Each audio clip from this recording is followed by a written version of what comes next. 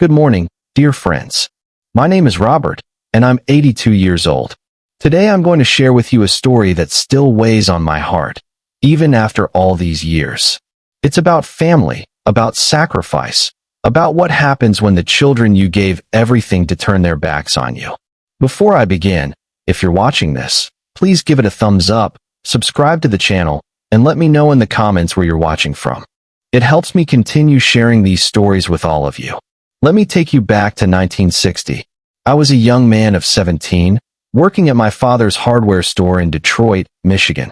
That's where I met Margaret, the prettiest girl I'd ever seen, with auburn hair that caught the sunlight and green eyes that seemed to see right through to my soul. She came in looking for paint supplies for her father's house, and I spent an hour helping her choose the right colors, though I could have done it in 5 minutes. I just wanted to keep talking to her. We got married in 1963, when I was 20 and she was 19. My parents said we were too young, that we should wait, establish ourselves first. But we were in love, the kind of love that makes you feel invincible, like nothing in the world could touch you as long as you had each other. We rented a small apartment above a barbershop, and the smell of aftershave and hair tonic would drift up through the floorboards every morning. Margaret would laugh and say we were living in the most fragrant place in Detroit. I worked hard at the hardware store, eventually taking it over when my father's health began to fail. The business did well enough. We weren't rich, but we were comfortable. In 1965, our first son, Robert Jr., was born. We called him Bobby. 2 years later came Daniel, and in 1970, our daughter Jennifer completed our family. 3 beautiful children, and Margaret and I poured everything we had into raising them. The hardware store became my second home. I'd open at 6 in the morning and often didn't close until 8 at night, 6 days a week.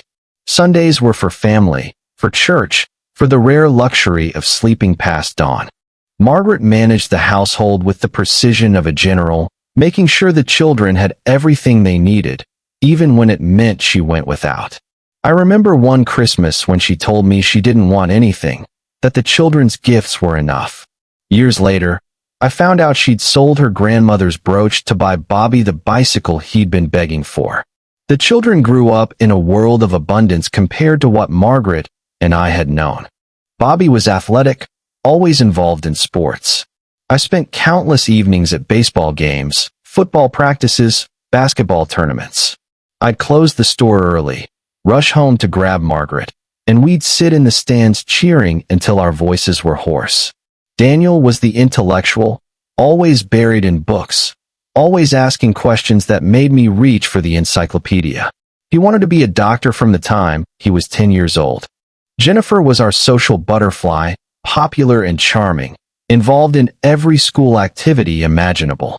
We paid for everything: baseball equipment, team fees, travel expenses for tournaments, books, tutoring sessions, educational camps, dance lessons, drama club, yearbook committee. The expenses piled up year after year, but I never complained. That's what parents do, I told myself. You work hard so your children can have opportunities you never had. College was even more expensive. Bobby went to Michigan State on a partial sports scholarship, but we still had to cover room and board, books, and all the other expenses that come with college life. Daniel got into a prestigious pre-med program that required us to take out loans. Jennifer chose a private liberal arts college because she fell in love with the campus during a visit. Each tuition payment felt like I was handing over a piece of my future retirement, but I did it willingly. This was for my children, for their futures. The hardware store did reasonably well through the 1980s, but by the early 1990s, big box stores were opening up everywhere. Home Depot, Lowe's, they could undercut my prices and stock 10 times the inventory. I watched my customer base slowly erode, but I kept working, kept trying to compete. I had 3 children to support through college, and I couldn't afford to fail them. In 1994, my father passed away, and my mother came to live with us. She had dementia, and it progressed quickly. Margaret became her primary caregiver, a role that consumed her days and often her nights. I'd come home from the store to find Margaret exhausted, dark circles under her eyes, but she never complained. We couldn't afford a nursing home, and besides, family takes care of family. That's what we believed. Bobby graduated in 1987 and immediately moved to California. He'd been recruited by a tech company in Silicon Valley, something to do with computer systems that I never quite understood. He was excited, full of energy about this new opportunity. We helped him move, paid for his security deposit and first month's rent, since his signing bonus wouldn't come for another month. He promised to visit often, to call every week. The calls came regularly at first, then monthly, then only on holidays. He was busy, he explained. The job was demanding. He was working 12, 14-hour days. I understood. I'd worked long hours my whole life. But I missed my son, missed the boy who used to help me stock shelves at the store on Saturdays, who used to ask me about every tool we sold. Daniel graduated from medical school in 1995 and did his residency in Boston. The years of medical school had required constant financial support. Books alone cost thousands. Equipment, fees, living expenses, it all added up. We took out a second mortgage on our house to help him through. It was an investment in his future, I told myself. One day he'd be a successful doctor, and he'd understand the sacrifices we made. Like Bobby, Daniel's calls became less frequent. Residency was brutal, he explained. He was working 36-hour shifts, sleeping when he could. I understood. But understanding didn't make the silence any easier to bear. Jennifer graduated in 1992 with a degree in communications and moved to New York City to pursue a career in marketing. She struggled at first, moving from one entry-level job to another. We helped with rent when she was between jobs, sent money for professional clothes, for networking events, for the 1,000 little expenses that come with trying to establish yourself in an expensive city. By 1996, all 3 of my children were gone, scattered across the country, building their own lives. Margaret and I were alone in the house that had once been filled with noise and laughter and chaos. My mother had passed away the year before, and Margaret mourned her quietly, in the private way she had of dealing with pain. The hardware store was barely breaking even by then. The big chains had taken most of my business. I was 63 years old, tired down to my bones, but I kept working because I didn't know what else to do. The store was my identity, my purpose, my proof that I had provided for my family all these years. In 1998, I had a heart attack. Not a massive one, but serious enough to put me in the hospital for a week and to force me to face reality. The doctor was blunt. I needed to reduce stress, work less, take care of my health. I was 65 years old, and my body was telling me it was time to slow down. I called my children to tell them about the heart attack. Bobby said he'd try to come visit, but he was in the middle of a major project at work. Daniel said he'd call back with medical advice, but never did. Jennifer cried on the phone and promised to come home soon, but weeks passed with no visit. It was Margaret who insisted I sell the store. She'd been hinting at it for years, but now she put her foot down. "Robert," she said, sitting beside my hospital bed, holding my hand the way she had for 35 years of marriage, "you've worked hard enough. It's time to think about us, about our future." I sold the hardware store in 1999 to a young couple who wanted to try to compete with the big chains. I didn't get much for it. The business itself wasn't worth much anymore, but the building was paid off, and that brought in some money. Combined with Social Security and the small pension I'd managed to maintain, Margaret and I would be okay. Not wealthy, but comfortable enough. I thought retirement would bring more time with my children, more visits, more phone calls. I imagined grandchildren, holidays with the whole family gathered around our table. But that's not what happened. Bobby got married in 2000 to a woman named Christine. We found out about the wedding 3 weeks before it happened, received a formal invitation in the mail like we were distant relatives rather than his parents. The wedding was in California, of course, on a Saturday in June. We flew out, our first time on an airplane, and spent money we couldn't really afford on plane tickets, a hotel, and a wedding gift. The wedding was beautiful, held at a vineyard in Napa Valley. Everything was elegant and expensive and utterly foreign to Margaret and me.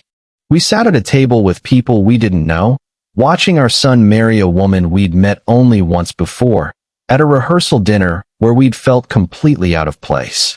Bobby was busy all weekend, playing the perfect groom, barely spending 5 minutes alone with us. When we tried to talk to him about visiting more often, about staying connected, he hugged us and said, "Dad, Mom, you understand how it is. Life gets busy, but we'll make more time, I promise." It was the kind of promise that sounds good in the moment, but evaporates like morning dew in the sunlight of reality. Daniel met Rebecca during his residency, and they got married in 2001 in a small ceremony in Boston. At least they invited us with more notice this time. The wedding was simpler than Bobby's, held in a botanical garden with just close family and friends. But there was still a distance, a formality to the occasion that left Margaret in tears on the flight home. "They're grown now," she said, wiping her eyes with a tissue. "We have to accept that their lives are their own." But accepting it and liking it were two different things. Jennifer was the last to marry, in 2003, to a man named Michael who worked in finance. The wedding was in Manhattan, another expensive affair that we attended feeling like strangers in our children's lives. We stayed at a budget hotel far from the venue, took the subway to the wedding, and smiled through an evening where we knew almost no one. The grandchildren started arriving in 2002. Bobby and Christine had a daughter, Emily. We received a birth announcement in the mail with a professional photo. We sent gifts, called to congratulate them, asked when we could visit. Bobby said they'd let us know when things settled down, when the baby was on a schedule, when Christine felt up to having visitors. Months passed. We sent more gifts, called regularly, begged for photos. Finally, when Emily was 6 months old, we flew back to California. We stayed in a hotel again. Their house wasn't set up for guests, Bobby explained, and visited during prescribed hours that felt more like supervised visitation than grandparents meeting their granddaughter. I held Emily in my arms and felt a connection I hadn't felt since my own children were babies. This was my granddaughter, my legacy, the continuation of our family. But I had so little time with her. 3 days of a few hours each, and then we were flying home again, back to our quiet house in Detroit, back to our life without children, without grandchildren, without the family we'd spent 40 years building. Daniel and Rebecca had twins in 2004, a boy and a girl, Nathan and Sophia. Again, we received a birth announcement, sent gifts, made phone calls. This time we didn't even ask about visiting. We waited to be invited. The invitation never came. When the twins were a year old, Daniel called to say they'd be passing through Detroit on their way to a medical conference. Could they stop by for a few hours? Those few hours were precious and painful. I watched my son, now a successful cardiologist, handle his children with a confidence I'd once handled him. Margaret made lunch, fussed over the babies, took dozens of photos. And then they were gone, back in their rental car, heading to the conference, and the house was empty again. Jennifer and Michael had a son in 2005, Tyler. The pattern repeated itself. Gifts, phone calls, distant conversations, rare visits. By then I'd learned not to hope for more, not to expect that my children would make us a priority in their busy, important lives. The years blurred together after that. We'd get occasional phone calls, usually on birthdays and holidays. We'd send cards and gifts for every occasion, tracking our grandchildren's lives through brief updates and sporadic photos. When Facebook became popular, we joined just so we could see pictures of our children and grandchildren, watching their lives unfold on a screen, one post at a time. Margaret started showing signs of illness in 2008. At first it was just fatigue, loss of appetite, a cough that wouldn't go away. She dismissed it, said she was just getting older, that everyone slows down in their 70s. But I pushed her to see a doctor, and the diagnosis came back like a death sentence. Lung cancer, stage 3. She'd never smoked a day in her life. The doctors said sometimes it just happens, environmental factors, bad luck, the cruel randomness of disease. They recommended aggressive treatment, chemotherapy, radiation, possibly surgery. Our insurance covered some of it, but not all. There were copays, deductibles, expenses that piled up faster than I could count. I called my children to tell them about their mother's cancer. Bobby said he'd try to come visit, but he was in the middle of a major product launch. Daniel, the doctor, offered medical advice over the phone, but said he couldn't get away from his practice. Jennifer cried and said she'd come home soon, but weeks passed with no visit. Margaret went through chemotherapy alone, except for me. I drove her to every appointment, sat with her during every infusion, held her hand when the nausea hit, cleaned up when she couldn't make it to the bathroom in time. I watched the woman I loved waste away, her beautiful auburn hair falling out in clumps, her skin turning gray, her spirit dimming like a candle in the wind. I called my children again, more urgently this time. "Your mother needs you," I said. "She's really sick. She wants to see you, to see her grandchildren." Bobby finally came for a weekend, bringing Christine and Emily, who was now 6 years old. Margaret rallied for the visit, put on makeup, fixed the wig she'd bought to cover her baldness. But the visit was awkward, forced. Emily was afraid of her grandmother, who looked so different from the photos.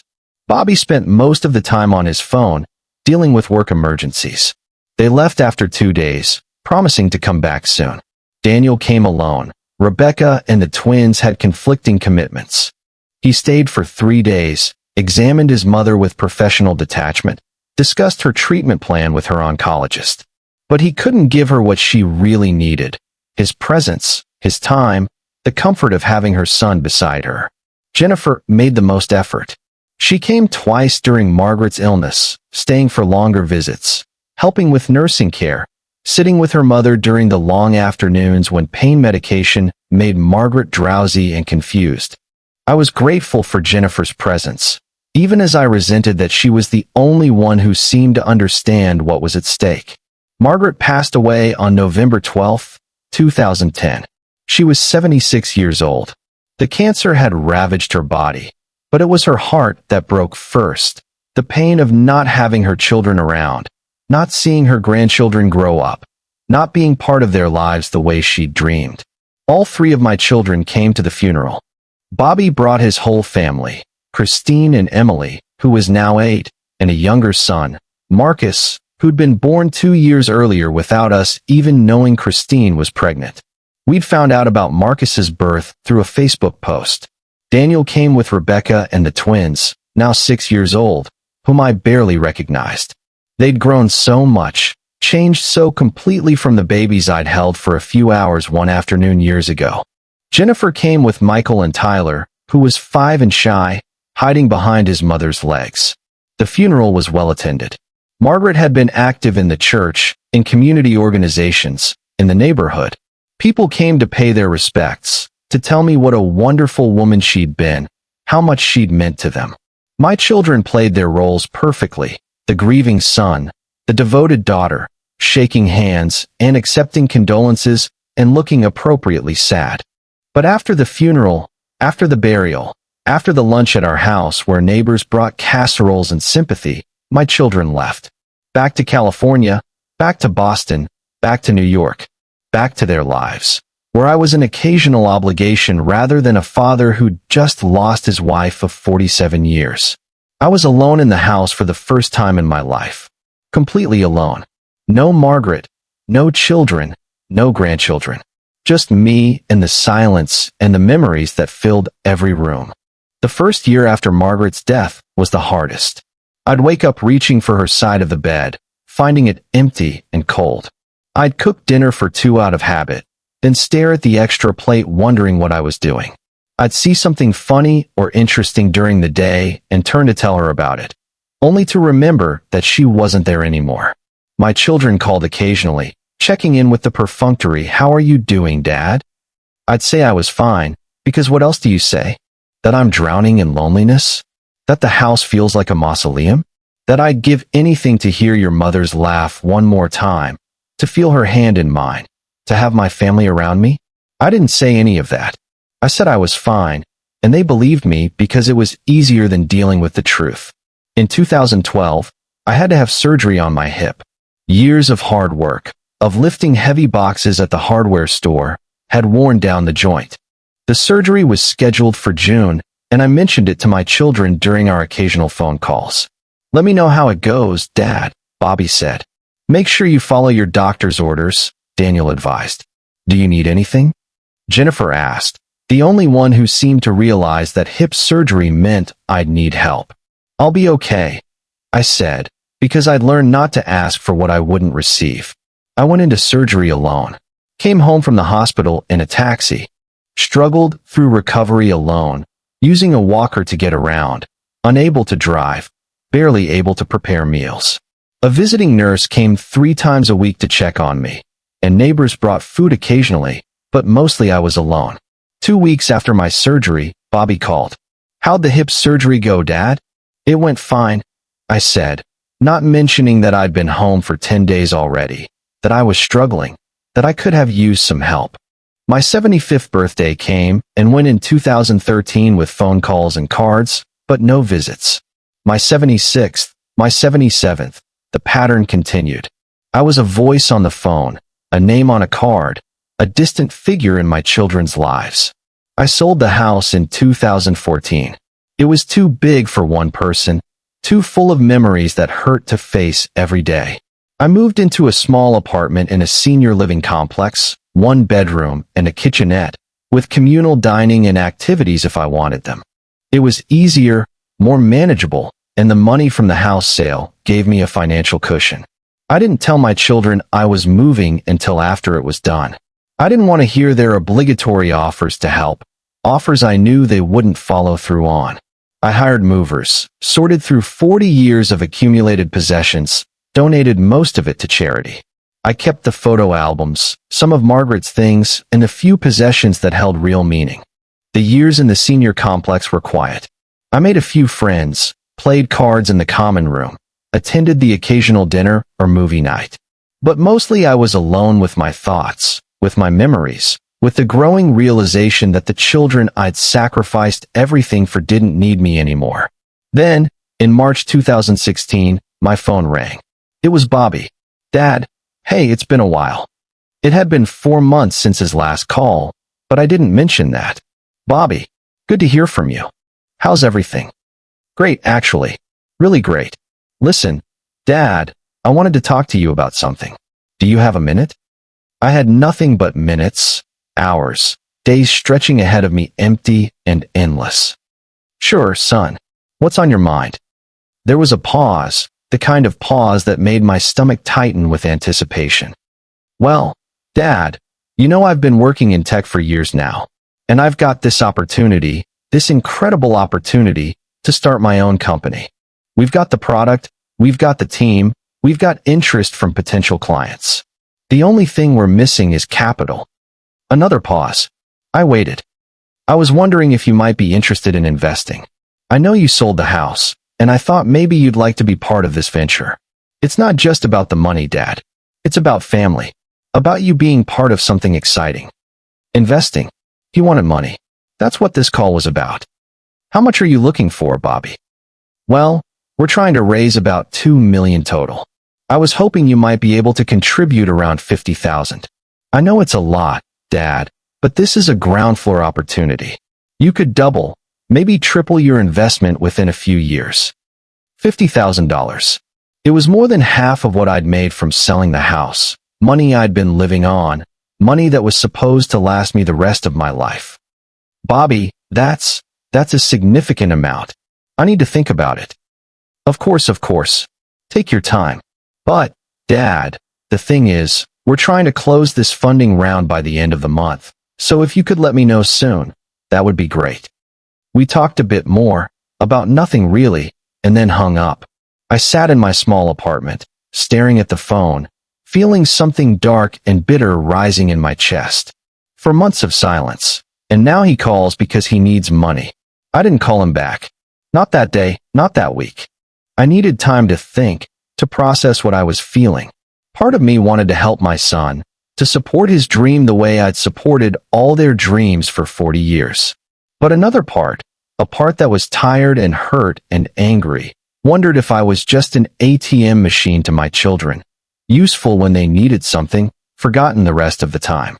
2 weeks later, Jennifer called. Hi, Dad. How are you? I'm fine, Jennifer. How are you? Actually, Dad, I'm calling because I need to talk to you about something. It's about Tyler, my grandson. I tried to remember the last time I'd seen him. 3 years ago. 4? Is he okay? Oh, he's fine. More than fine, actually. Dad, he got accepted to an amazing private high school. It's one of the best in New York, incredibly competitive. We're so proud of him. That's wonderful, Jennifer. The thing is, Dad, the tuition is pretty steep. $45,000 a year. We can cover most of it, but we're a little short. We were wondering if you might be able to help out with some of it. Maybe 20,000? Another pause. Another ask for money. Michael's working. You're working. You can't cover it? Dad, Manhattan is expensive. Our mortgage, the cost of living, Michael's student loans from business school, it all adds up. We've got some money, but Tyler's education is so important. We want to give him every opportunity. The same way I'd given them every opportunity. The same way I'd sacrificed and worked and gone without so they could have what they needed. Jennifer, I need to think about this. That's a lot of money. Of course, Dad. But can you let us know soon? We need to secure his spot. After she hung up, I sat in the dimming light of my apartment and tried to remember when one of my children had last visited me, last asked how I was doing, last showed any interest in my life beyond what I could provide for them. The third call came in April, from Daniel. Dad, I hope I'm not catching you at a bad time. No, Daniel. What's up? I wanted to talk to you about something important. Rebecca and I have been talking, and we'd really like to buy a house. We've been renting in Boston all these years, and with the twins getting older, we need more space. That sounds reasonable. The thing is, Dad, Boston real estate is insane right now. We found a perfect place, but we're just shy of what we need for the down payment. We were wondering if you might be able to loan us some money. We'd pay you back, of course, with interest. How much, Daniel? About 30,000. I know it's a lot, but Dad, you sold the house. You must have gotten a decent amount for it. There it was. They all knew about the house money. They'd probably talked about it among themselves, calculated how much I must have, figured out what they could ask for. Daniel, let me ask you something. When was the last time you came to visit me? Silence on the other end of the line. When was the last time you called just to see how I was doing, not because you needed something? Dad, that's not fair. I've been busy. The practice, the twins, Rebecca's career. I was busy too, Daniel. For 40 years, I was busy. Working 6 days a week, sometimes 7. Raising you and your brother and sister. Taking care of your grandmother when she had dementia. Paying for your college, your medical school, your living expenses. I was busy, but I was there. I was always there.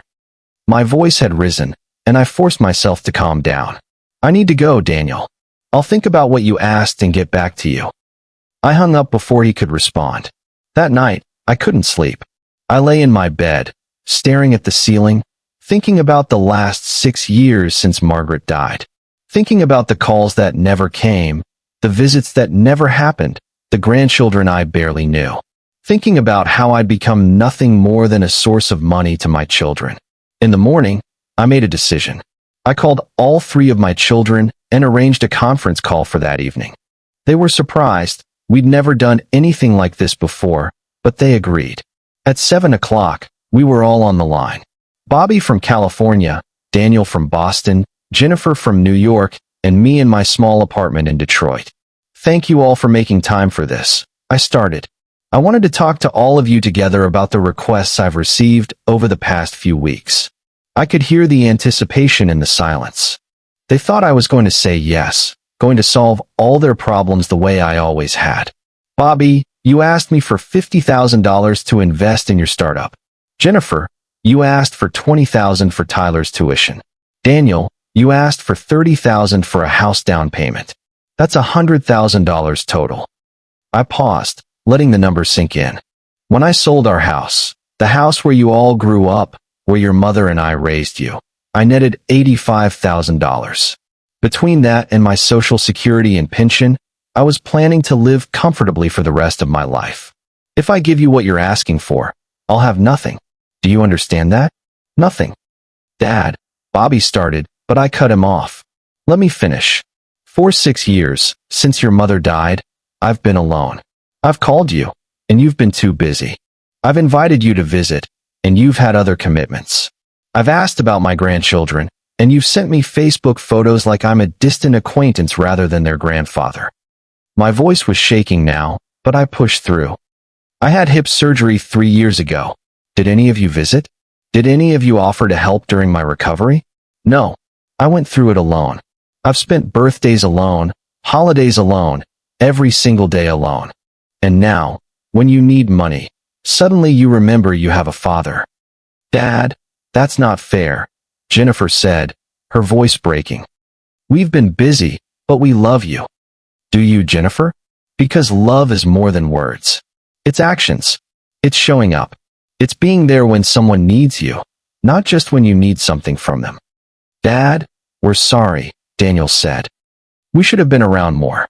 We know that. But this doesn't have to be a choice between our relationship and the money, doesn't it? I interrupted. Because it seems to me that the only time I hear from any of you is when you want something. And I'm tired, Daniel. I'm 82 years old, and I'm tired of being alone. I'm tired of being forgotten. I'm tired of being valued only for what I can provide. There was a long silence on the line. So here's what I'm going to tell you. The answer is no. To all of you. I'm not giving you money. I'm not investing. I'm not loaning. I'm not helping financially. That money is for my care, for my future, for whatever years I have left. Dad, Bobby started. But here's what I am going to offer. I'm going to give you all a chance to be the children I raised, the children I thought you were. I'm inviting each of you to come visit me. Not for a day, not for a weekend, but for a real visit. A week. Bring your families. Let me meet my grandchildren. Let me be part of their lives. Let me tell them stories about their grandmother, about their heritage, about where they come from. I took a breath, steadying myself. If you can do that, if you can show me that I'm more to you than a bank account, then maybe we can talk about helping each other. Maybe we can rebuild something that's been broken for too long. But if you can't, if you won't make that time, then at least we'll both know the truth. And I can stop hoping for something that will never happen. The silence that followed was heavy and uncomfortable. I need to think about this, Bobby finally said. So do I, Jennifer added. Dad, I'll call you later, Daniel said. And just like that, they were gone. The call ended, and I was alone again in my apartment, feeling simultaneously proud of standing up for myself and terrified that I'd just pushed my children away forever. Days passed with no calls. Then weeks. I went about my routine, attending meals in the common dining room, playing cards with the other residents, pretending everything was fine. But inside, I was hollow, wondering if I'd made a terrible mistake. 6 weeks after the conference call, my doorbell rang. I wasn't expecting anyone, so I was surprised when I opened the door to find Jennifer standing there, tears streaming down her face. Dad, she said, and then she was in my arms, sobbing against my shoulder. Dad, I'm so sorry. I'm so sorry. Behind her, Michael was helping Tyler out of a rental car, both of them carrying suitcases. We're here for the week, Jennifer said, pulling back to look at me. If the offer still stands. I want Tyler to know his grandfather. I want to be here, really be here, not just passing through. I couldn't speak. I just nodded and held the door open wider. That week with Jennifer and her family was like discovering a part of my life I thought was lost. Tyler, now 13, was shy at first, but gradually opened up. I told him stories about his grandmother, about his mother when she was young, about the hardware store and the old neighborhood. We played board games, watched movies, cooked meals together. Jennifer and I talked late into the nights, really talked, about everything I'd been feeling, about her own struggles with guilt and prioritization, about how easy it is to let life pull you away from the people who matter most. On their last day, as they were packing to leave, Jennifer hugged me tightly. I can't fix the past, Dad, but I can promise you the future will be different. Tyler needs his grandfather, and I need my father. We're going to make this work. She kept her promise. Jennifer started calling weekly, long conversations where we talked about everything and nothing. She visited every few months, sometimes just for a weekend, but the visits were real, meaningful, full of the connection I'd been missing. Bobby never came. 2 months after Jennifer's visit, he sent an email. It was long, full of explanations and justifications about his busy life, his demanding career, the pressures he was under. At the end, he wrote, "I'm sorry I can't be the son you want me to be. I hope you understand." He didn't ask for money again, but he didn't offer a visit either. Our relationship faded to occasional, stiff phone calls on holidays, and eventually even those stopped. Daniel did visit, but it took him 4 months to arrange it. He came alone. Rebecca and the twins had summer camps and obligations. The visit was awkward, forced, like two strangers trying to find common ground. He stayed for 3 days, and it was clear he was counting the hours until he could leave. On his last morning, he brought up the house down payment again. "Dad, about that loan." I looked at my son, this man I'd raised, whose medical school education I'd mortgaged my house to pay for, and I saw a stranger. "No, Daniel." "Dad, come on. It's just a loan. I'll pay you back." "No." He left angry, and I haven't seen him since. We exchanged brief, cold messages on birthdays and holidays, but the relationship, if you can call it that, is a formality, nothing more. Now, at 82, I look back on my life with complicated emotions. I'm proud of what I achieved, of the business I built, of the children I raised to be successful adults. But success in career and education doesn't automatically translate to success in character, and I see that now. Jennifer has become the daughter I always hoped she'd be. She visits regularly, calls often, has made me an active part,